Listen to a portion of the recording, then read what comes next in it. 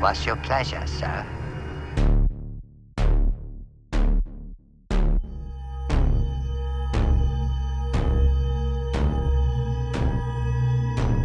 All right, well, welcome to another episode of the Cinephiles and Cenobites podcast. My name is Onofre, and with me, the other half of this show, and my hetero life mate, Mox.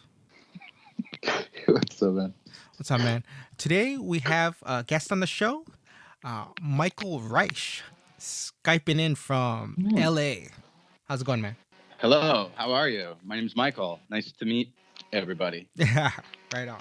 How's your side of the world dealing with Los Angeles? Yes. Is it's kind of, quarantine now, so it's interesting. I feel like it's starting to get hot, so like the people are kind of getting a little loose with the lockdown now and doing barbecues and stuff. So it's a little strange, but I mean, other than that, I don't know. I've just been watching a lot of movies and TV and stuff like that. So it's pretty good here. Yeah. Right on. And 48-hour quarantine film festival. Yeah. Winning. Yeah, the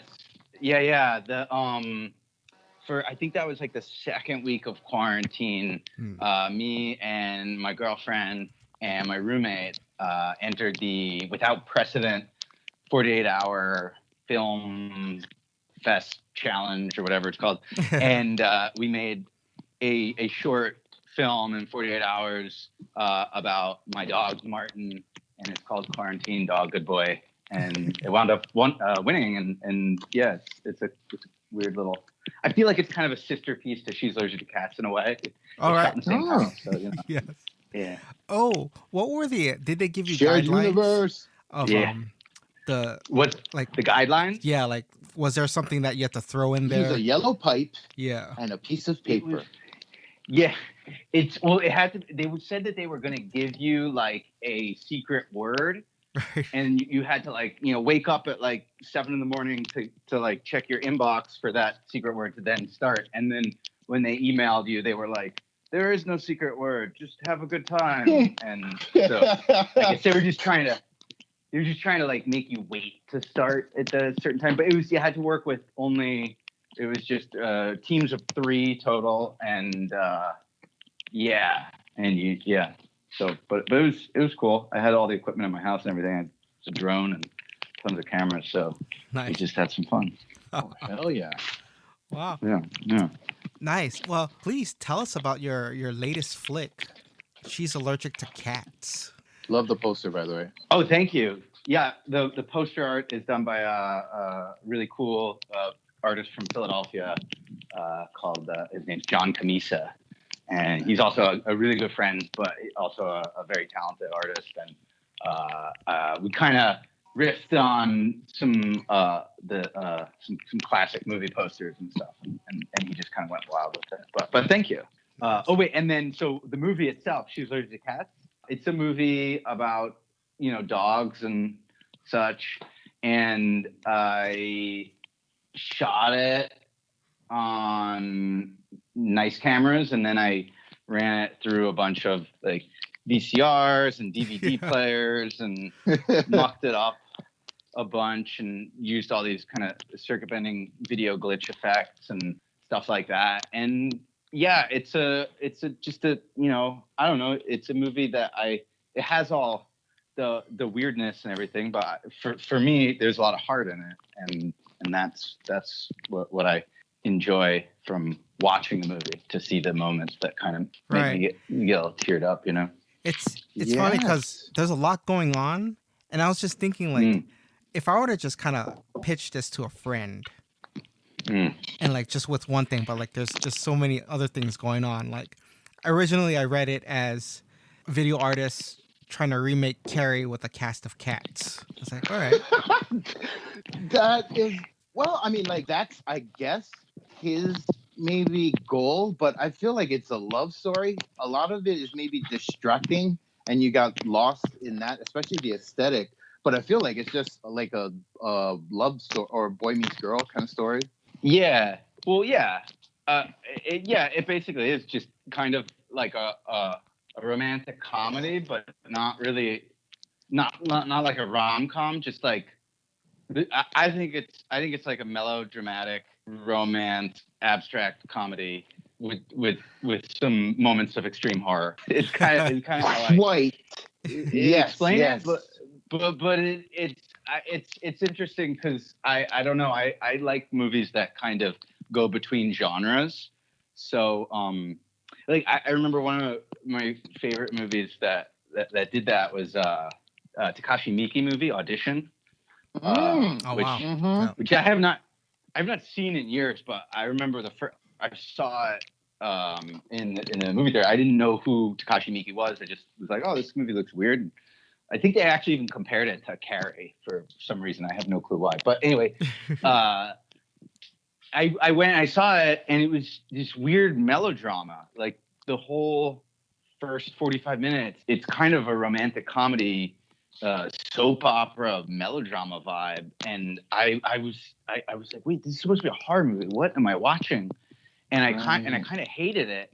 And then all of a sudden, they just switched gears, and it became extremely terrifying and like Cronenberg, body horror type shit. Right, And right. yeah, and then it became one of my favorite movies just instantly in that one moment when it switched gears. And then I went back and watched it a couple of times, of course, but I just the movie hit harder for me because it just took my expectations and dashed them. Like I didn't know, he's such a good director. He just kind of he just switches stuff up on you, and it hits you harder. So anyway, I don't know what that basically I wanted to do something like that in a movie, I guess. I don't know. Nice. The way the character of Michael and she in the movie, the way he does his video art, is that how you really go about making that kind of stuff? Like with the camera facing the TV, blowing smoke? Yeah. I have no idea. The smoke.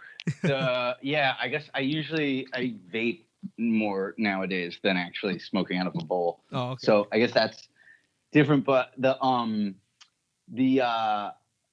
technique is pretty much the same in the movie. I also I shot the movie a while ago, and in making the movie, kind of picked up a bunch of new techniques and new gear. Like all different types of glitch art and circumvent equipment.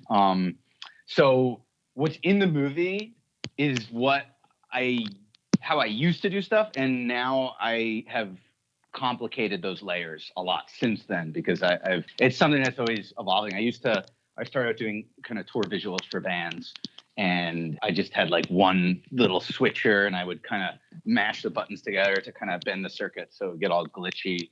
And from there, I just kind of started expanding and realized that there was a whole world of that stuff out there. There's tachyons, and there's a big popper in Portland, and I just started kind of ordering all this stuff from the internet and figuring out my setup. And so the one depicted in the film is actually a setup that I used maybe 9 years ago or something. But now I have a lot more fun gear to mess with. Nice. I'm looking at it right now, actually. Yeah, there's 1, 2, 3, 4, 5. Yeah, I have like 5 different boxes that I kind of run stuff through, and then sometimes I shoot it off the TV, but I usually don't do that anymore. I don't know. I've evolved. Nice, because at the end, the film kind of clears up, like when it's doing that close up on Michael, like he gets the bananas, and he's this blurriness was intentional. But yeah, there's a few moments where it kicks up to the 4K, and that's I just had never really seen somebody mess with fidelity as a storytelling device. So I wanted to use that there, and it's interesting because some people don't even pick up on it, and then some people really pick up on it. I don't know. It was fun to mess with. that for me was my favorite part of the film, the aesthetic and the way you use it as a device for storytelling. I like how it shifts us in and out of what I felt was Michael's perspective. Oh, thanks.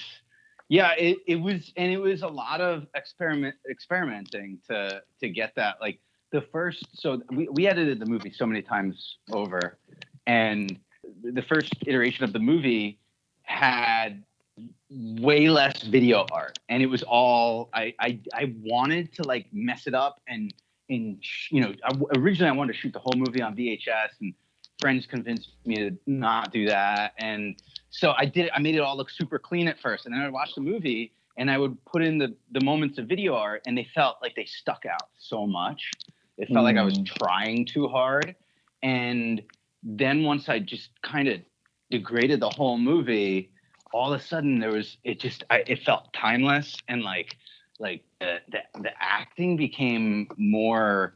I mean, I always thought the acting was good, but then it was just like almost like it blended everything in. There's so many different types of actors in the movie that it's almost like you put a filter of low fidelity over everybody. It's like everybody's in the same world now, even though one person is a super highly trained actor and the other person is a non-actor. It's like you shoot them through the same lens, and then all of a sudden the world feels more cohesive, especially once they start glitching out and everything. It doesn't take you out of it quite as much as it did in the like one of the first cuts when it was all like high res, if that makes sense. Totally. Before you got into this film, you did music videos? Yeah, I did a bunch of music videos for years. I still do them every now and then. But me and the lead actor, Mike Pinkney, we actually, we were kind of like a collaborative team, and we co-directed a bunch of music videos. Nice. And we wrote a bunch together as well. And but yeah, music videos I did for that was kind of when I started. When I went to film school, and then when I got out of film school, it was all of my favorite directors had made movies, but first started in music videos. So I thought that was the natural path that you were supposed to take. So it's like, oh yeah, I'll do music videos. Like, Spike Jonze, he's the best, So he started out doing that, and Michel Gondry and whatnot. But unfortunately, that is not really a direct path. It was a little bit more back in I guess the 90s, and now it's not really. Music videos typically just lead you to more music videos and sometimes commercials, but not necessarily. They don't necessarily lead you to film. It's like even though you figure it's like, oh, visual storytelling, like music videos, movies are they're so similar, but they're almost like it's like making like MTV reality shows is a completely different style of storytelling, and it's not the same path as making a Marvel movie or something. They're like even though it's like the same medium, they're both like it's entertainment content or whatever. They're completely separated. So with I realized early on that music videos were not going to get me to making movies. So you just kind of had to do stuff on your own, and that's why I was just like, I just want to make this weird movie because just Other directors that come to mind? Fred Durst. for Fred Durst, yeah. Wait, did he ever direct a movie? Yeah, he did 3. He did a couple, like actually, 3, and they're not that great. They're not that great. I had no clue that Fred Durst directed a movie. His latest one, The Fanatic, is with John Travolta, and it's just, oh god. Wait, why? Really? He directed that one? Yeah, he just did. Yep, he did. He did Education of Charlie something with the Facebook guy. I didn't know he did the Long Shots with Ice Cube. He did the Long Shots with Ice Cube. Yeah. Yep. Really? Yeah. Wow. This is right? Kind of mind blowing. It is. He directed episodes of House. Like, wow. Wow. Yeah. No, this is I gotta check it out. I mean, not that I was a big, Fred Durst fan or anything. Right. I'm curious to see, his career path here. Yeah. Just because he did a Stained music videos. I think he did some of the Limp Bizkit videos, of course. But then he directed a few movies. Yeah, he took that path. Yeah, he did. I'm just so fascinated by that now. Wow, I'm looking him up on IMDb now. I mean, he's done 20. Yeah, he did Korn music videos and Puddle of Mud and then movies. Yeah, but I guess it's like music videos are like, especially in the like 90s MTV music videos were so like we just that was a big talking thing. about Spike Jones, like Sabotage and I remember one of my favorites is the Beck music. Oh, What You Want. One of my favorite. Which Beck song did he do? did so many with them. No, he didn't. He didn't do Beck. It was but I remember that first Beck music video. The I'm a Loser Baby. Yeah. That video is one of my all-time favorite music videos. And the guy who did that, his name is Steve Hanft, I think. I don't know if I'm pronouncing it right, but he directed a bunch of music videos in that time frame of the early 90s. And then he wound up making a movie called Kill the Moonlight, which they used moments of that movie for the Beck music video. And the movie is heavily inspired. She's Allergic to Cats, actually. Nice. It's a really weird, like, lo-fi stoner slacker kind of movie about a guy named Chance, I think was his name, and he wanted to. I think it takes place in Stockton, California. He wanted to be a race car driver. So like the whole movie's about him trying to like save up money to build his race car, and it's weird. It's pretty cool. It's kind of tough to find, but it's a fun one. Nice. Michel Gondry. Yep. I mean, yeah, I love Michel Gondry growing up, but now I don't really like him quite as much. I don't know. The last thing I remember he did was Be Kind Rewind, and I really kind of over expected for that, and it kind of fell flat for me. I never watched it because I thought that was going to happen. So I was just like, I'm just going to watch it. I don't want to be disappointed by it. You dodged it, man. You dodged it.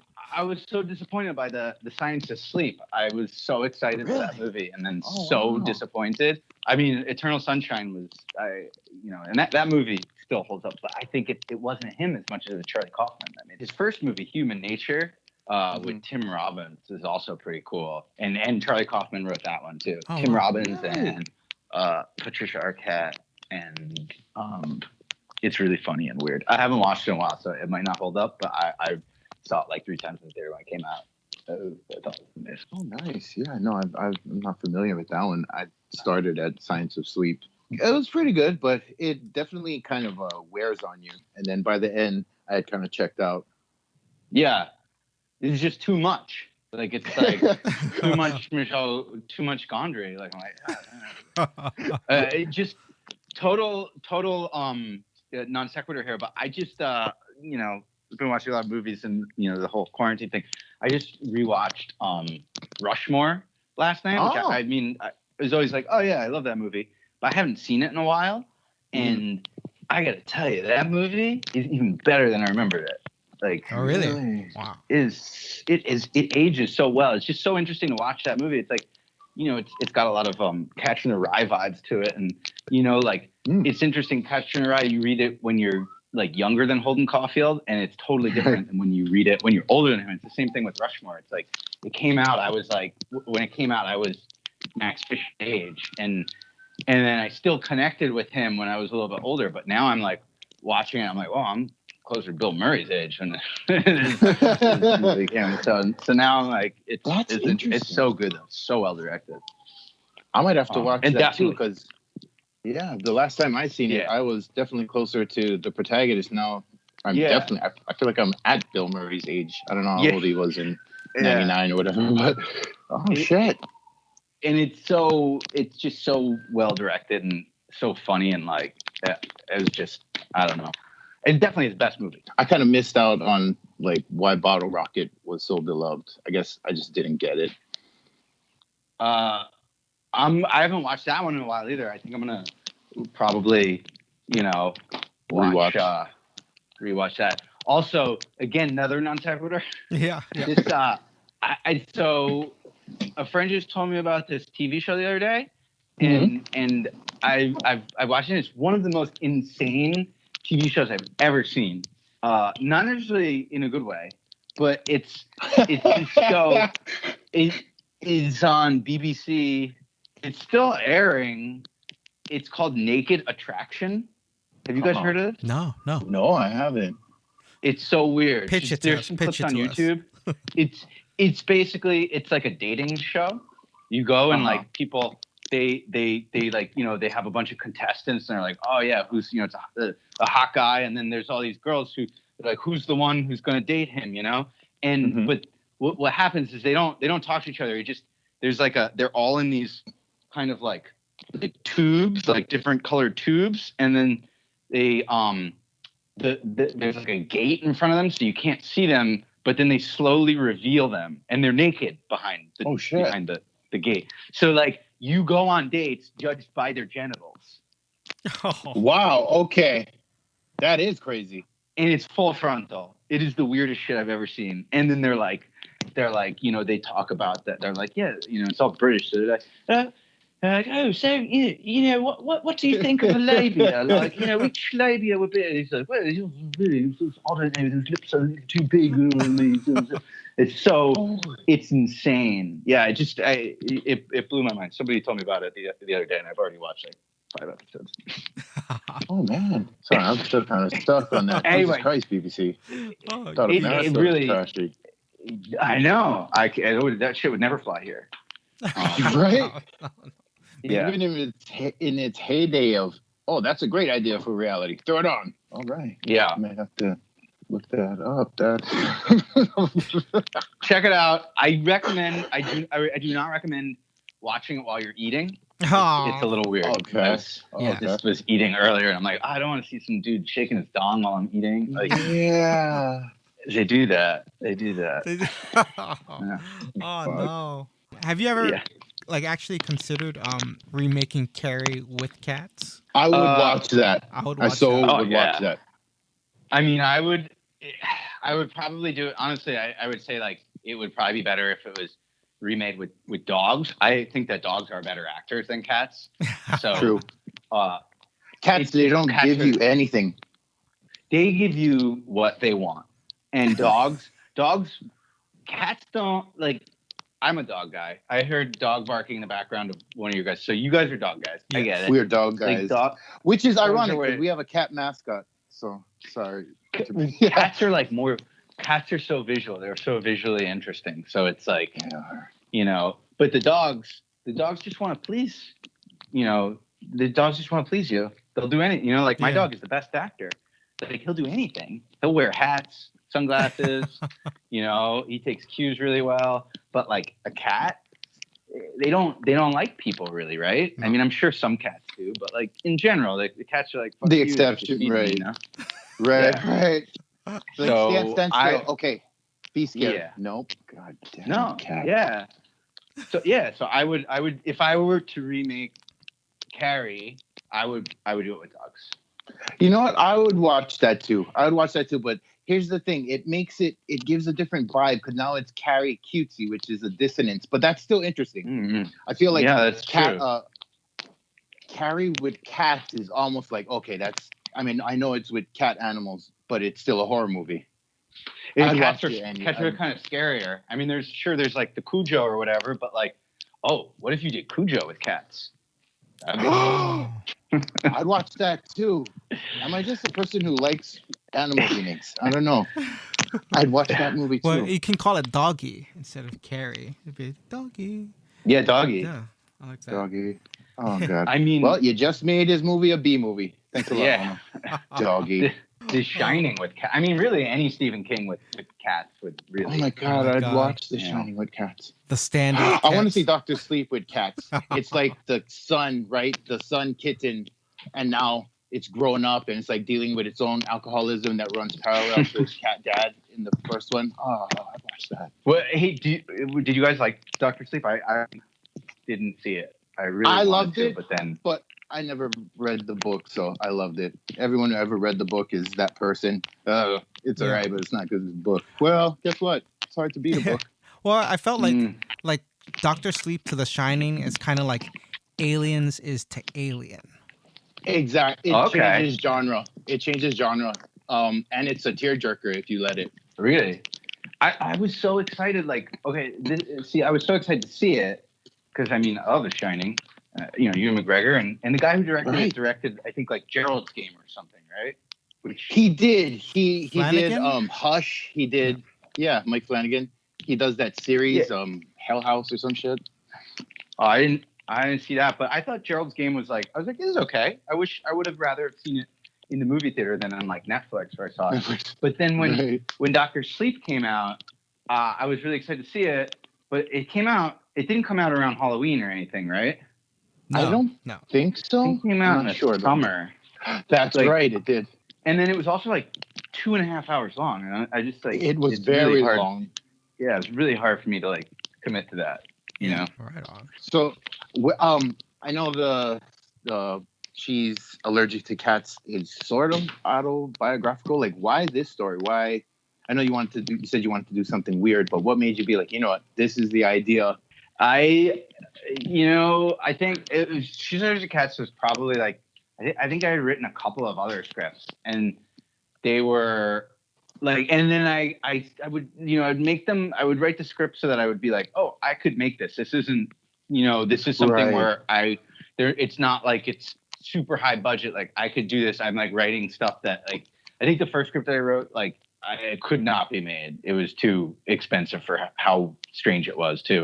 And then I was like, oh shit, I need to write what's around me that like people that I know I can get and like, locations that I know I could get. And so then I wrote, I think 2 other scripts after that. And then what would happen is I wouldn't make them right away. And then the things around me would change. And I would have set a location at like, say, a friend's house who had a cool house. And I'm like, I'm going to use that as a location. And then that friend would move. And I'm like, oh, fuck, well, there goes my location. Oh, man, I have to. Anyway, so I did that, I think, with 2 different movies that I just never made or started shooting little parts of it. And then I just, and I think those movies didn't really have heart. They were more just like visually interesting.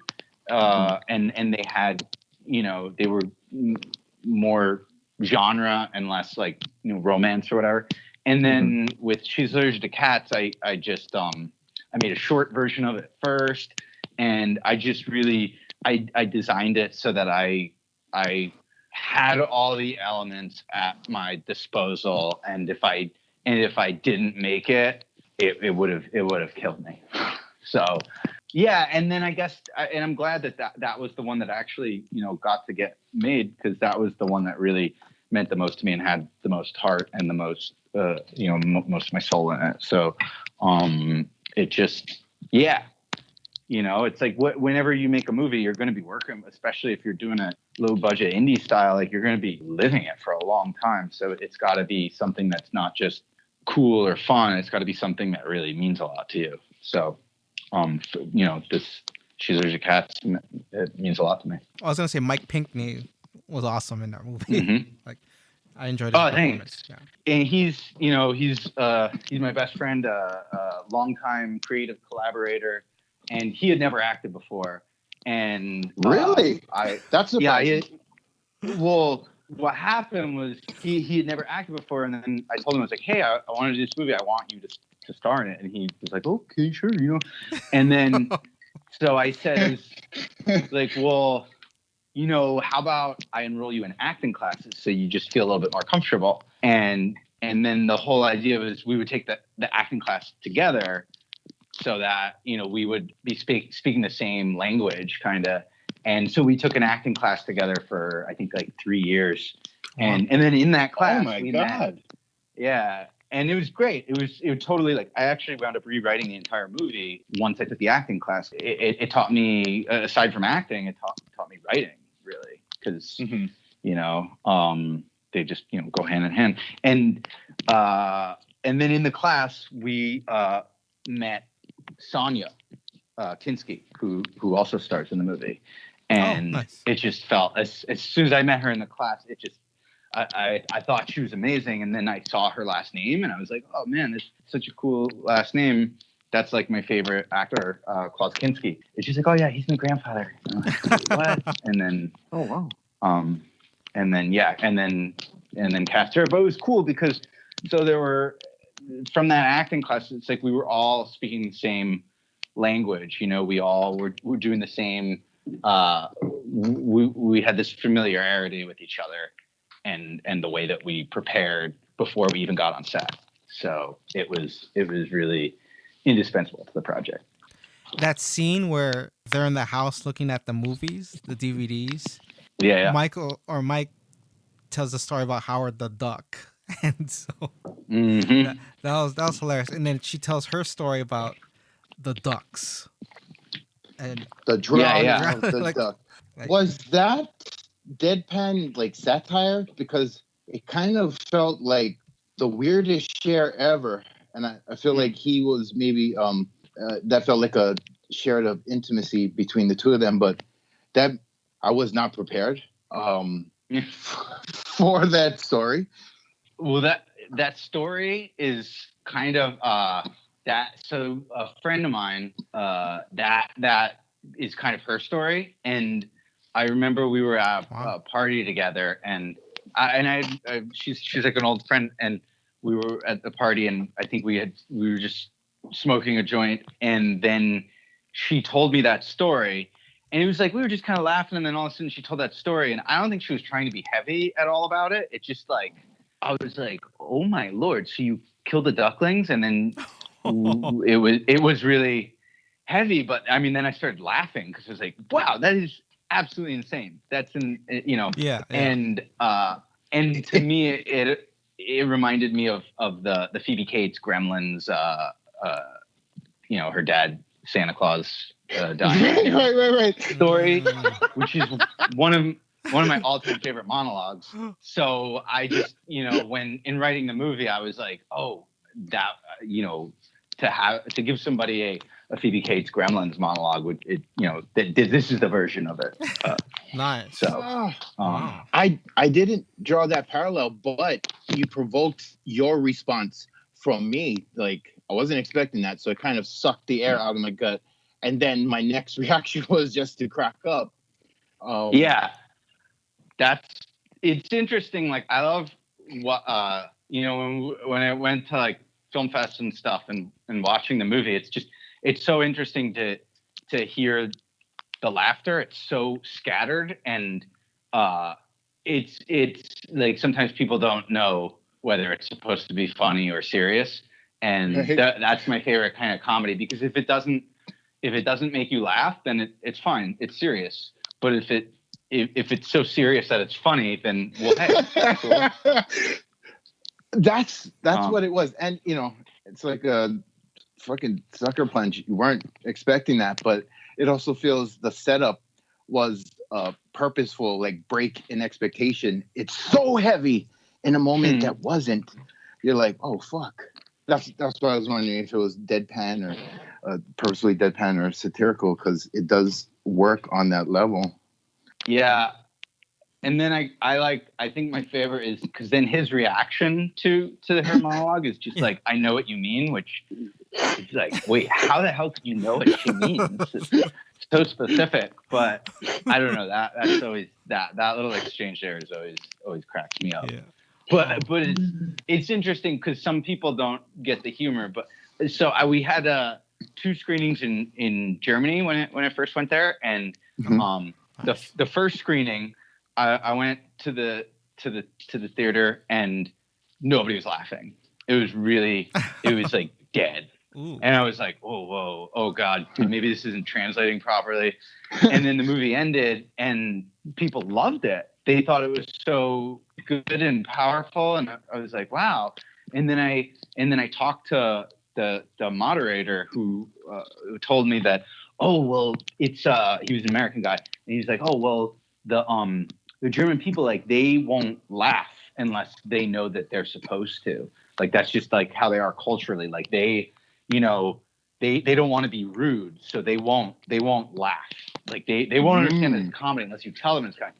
So then the next screening, he did the introduction, and he introduced it as a comedy, and people were laughing from the first shot. It was hilarious, but it's I don't know.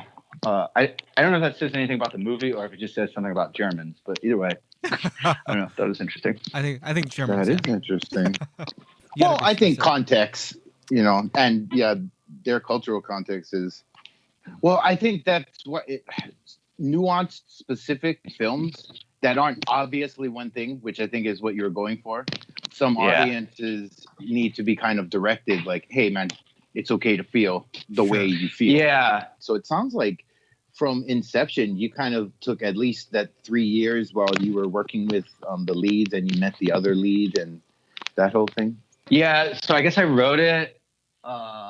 I think I started writing it in 2010, and then I shot it in 2013. But I kind of, in my own head, set the movie in 2009, and then we shot in 2013, and then edited it until its release in 2016.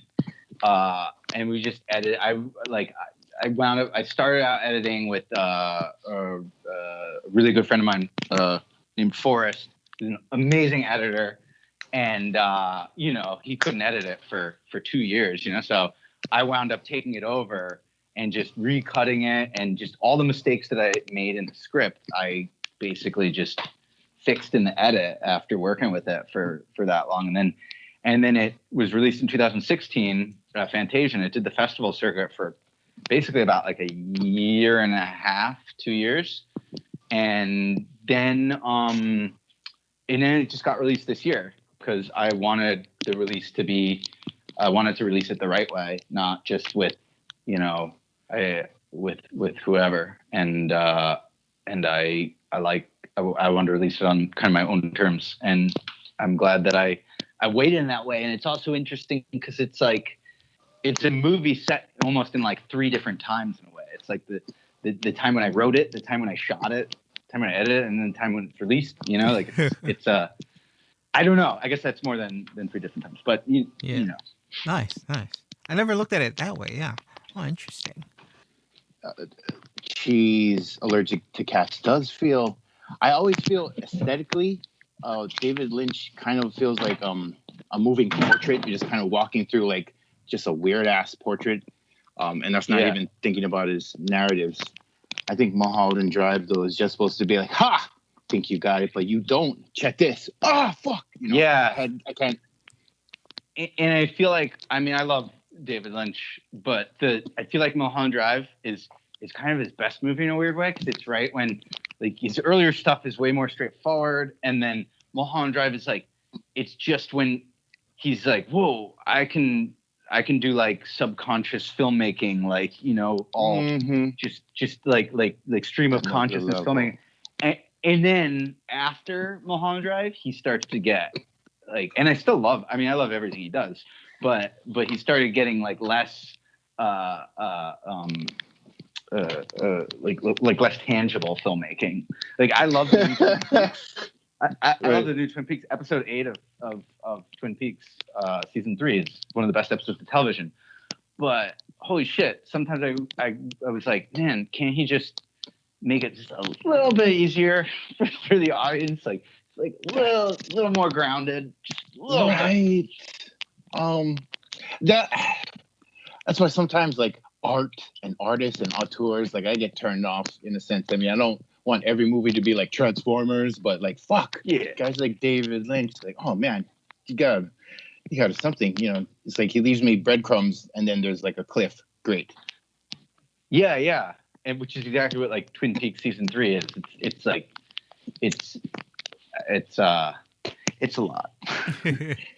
I did love it though. I loved it, but I could have loved it more. Oh, generally we kind of cap the show asking filmmakers what their favorite 6 any films are, and then you know kind of reasons why, and then we go down a rabbit hole with that. I'm interested though to hear yours, because here's some movies you've talked about in case anybody's just like for some reason scrubbed to this part in the podcast. Airplane and Mulholland Drive. These are 2 films this filmmaker likes. There's a pretty huge gap between those 2. So I'm definitely interested what 6 films are like your jams. We also talked about Naked Attraction, the BBC hit TV show. We did. Featuring full frontal nudity. That is even I further. can't say that that's my favorite anything. It's a weird experience. It's a weird experience. Okay. 6. Okay. And this is, they may change tomorrow, but as for now, the ones that just come to mind are okay. Just to get out of the way. And actually, we did mention already 2001. That's I think that's one of the most perfect films of all time. Wow. So I'll just get that out of the way. It's just it transcends filmmaking. It's, I don't know. Every time you watch it, you see different shit. It's that's pure. It's art on the biggest level. So 2001. And then American Werewolf in London, I think, is up there. Oh, nice. And that's because it's so funny and it's also so scary. It is. And it's got that heart, right? I know that's a big component. It does have heart.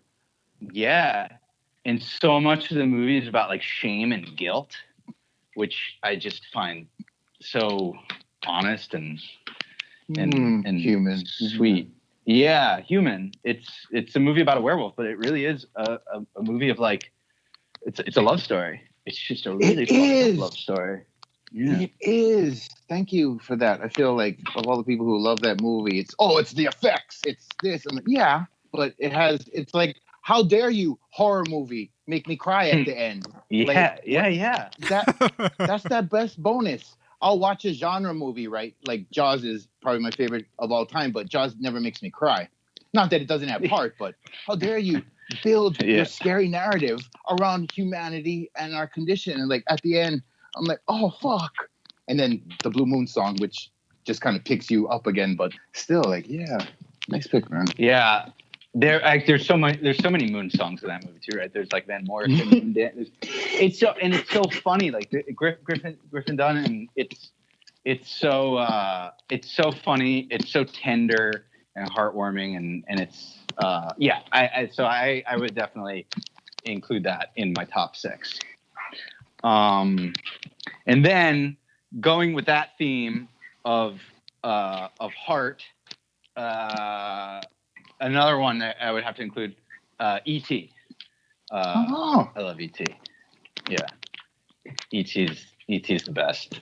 It's so good, and it doesn't matter how or when I see it. I cry every time I see that movie. That movie is so gut wrenching. Yeah, it's so good. It is, and Ono, you should probably admit that you haven't watched it yet. I've seen it as a kid. I remember crying, but as an adult, I can't tell you. Your narrative is changing. You should be a politician.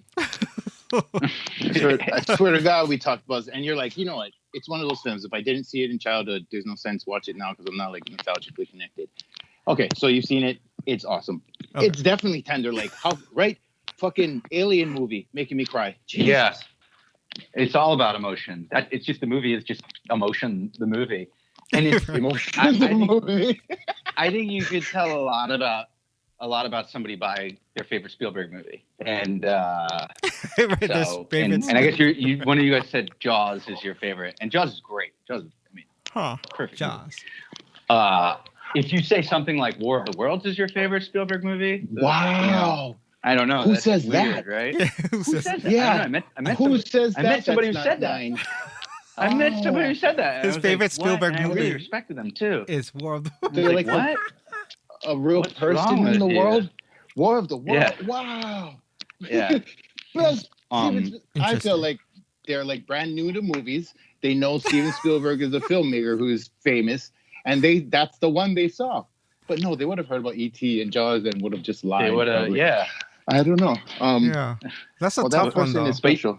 Special person. But E.T. So okay, E.T.'s up there, and then I'll have to say, I mean, then yeah, it gets tricky. I'm gonna put up on there My Cousin Vinny. Oh my God! High five. Okay. Also, Yeah. we've been doing this podcast for like 4 years. You're the first person to mention that. I always like to bring it up when someone mentions a film for the first time and a film that I hold dear. I love that movie. I just fucking saw that movie. I can like quote that movie. That is such a great movie. It's so good. It's so funny. Doesn't matter when you watch it. It ages so perfectly. I just remember.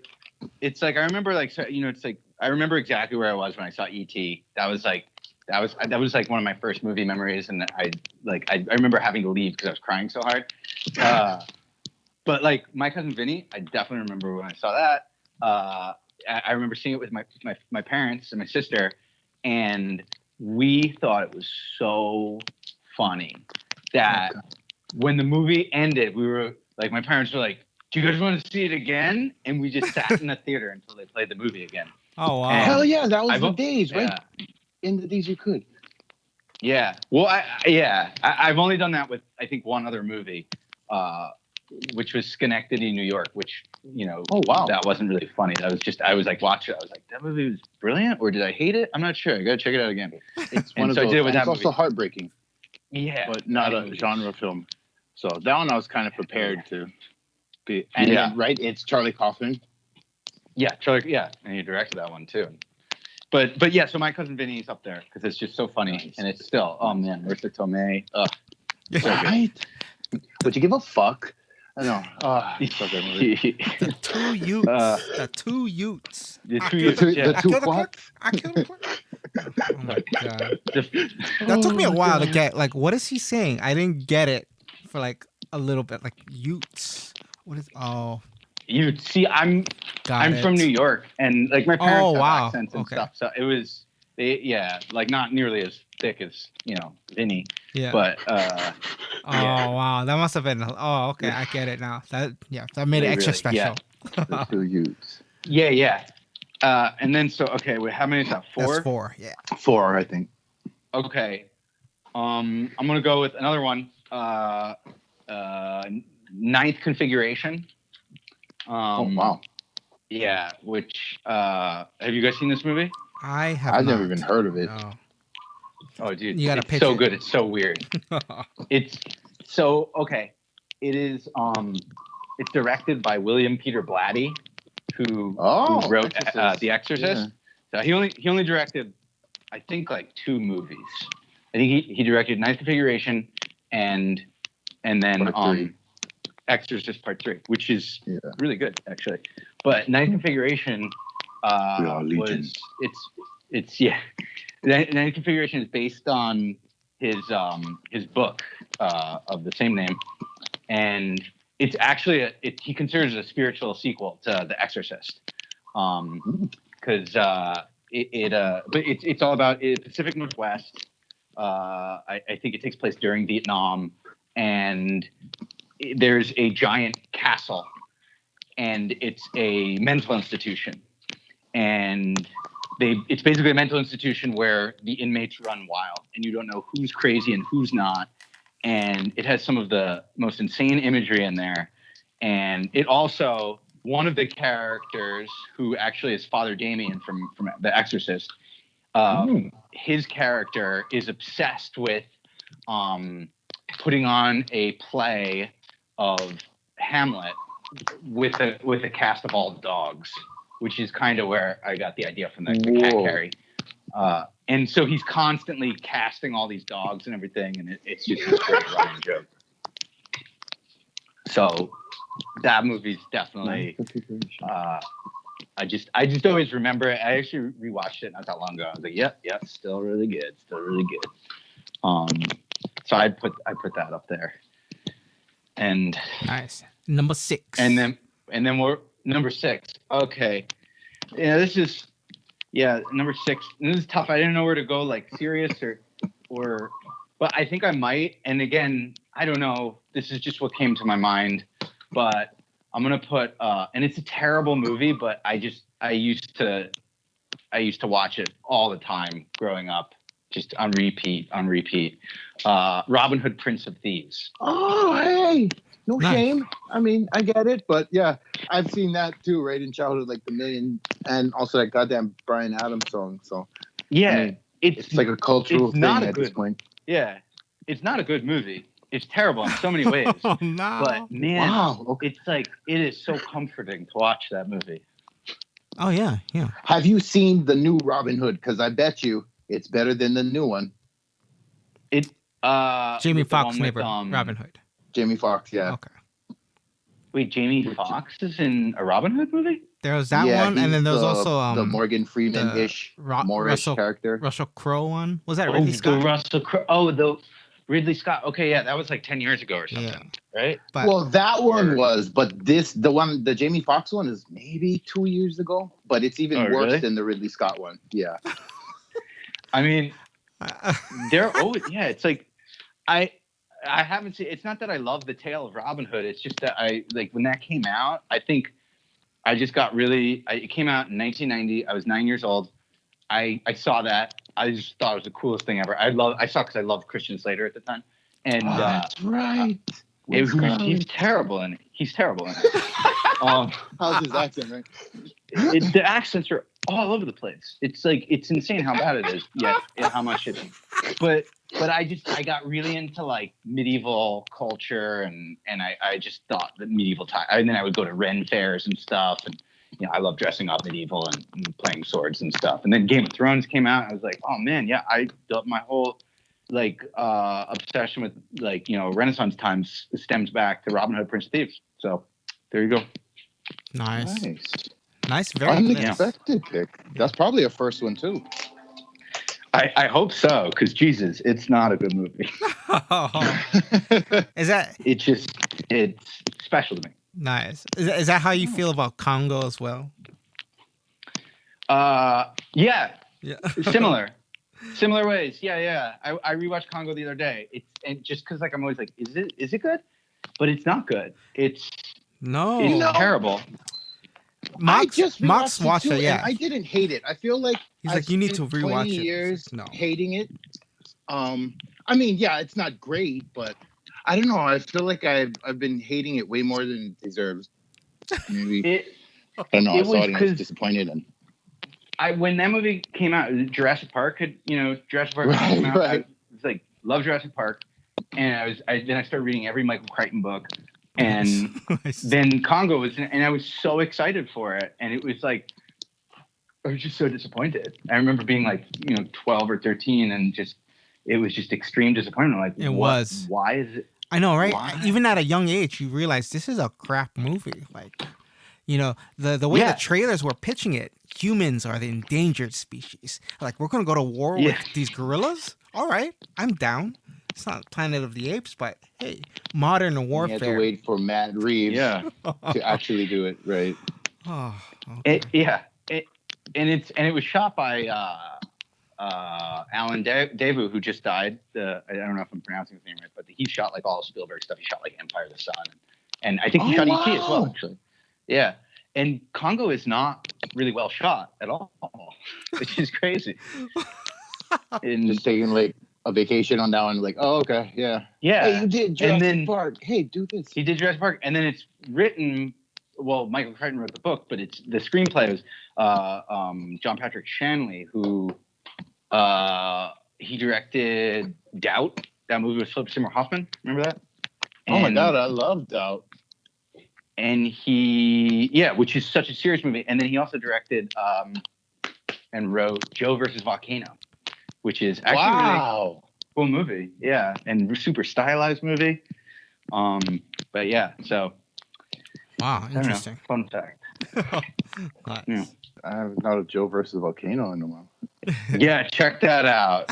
I watch that every couple of years on Thanksgiving, which is the day after Thanksgiving. That's Thanksgiving. You just watch Tom Hanks movies all day. Nice. Oh Yeah. man. Eat leftovers, watch Tom Hanks movies. Best holiday year. Nice. Uh-huh.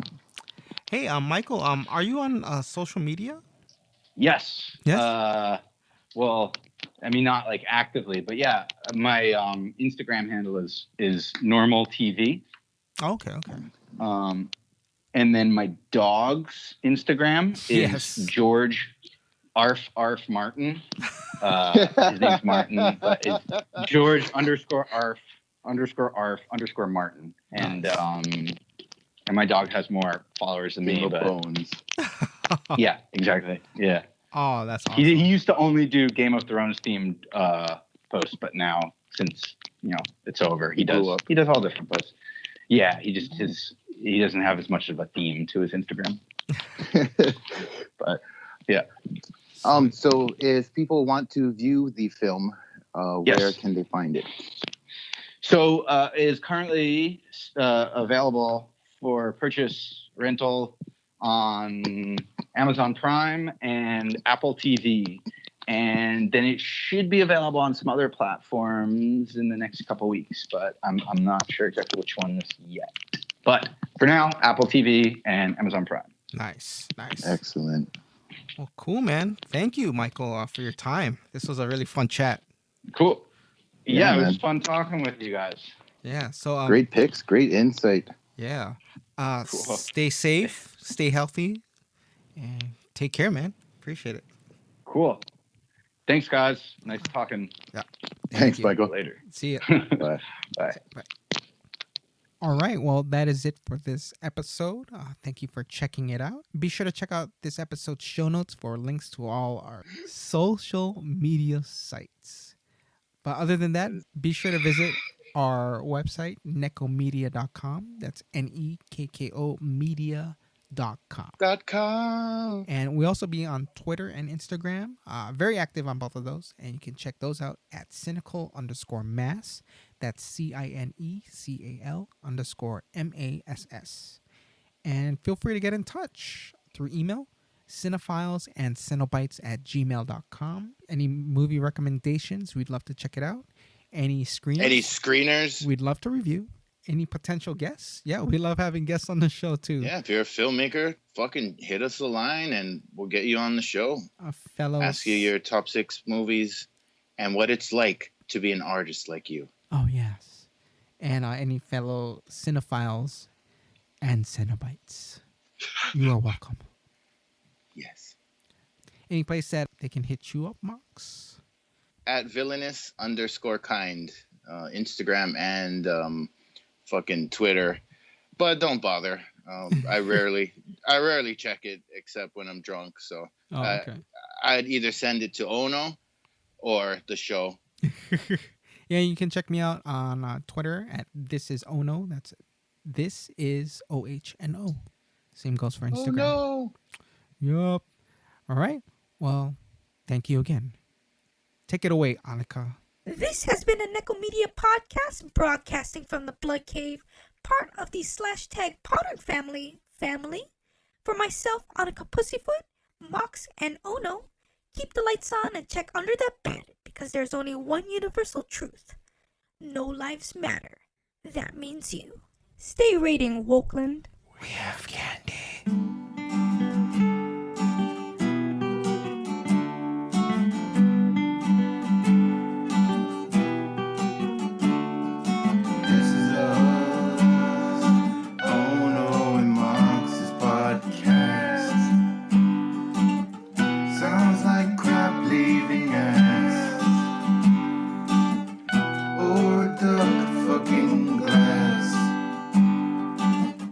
Probably both, it's really bad.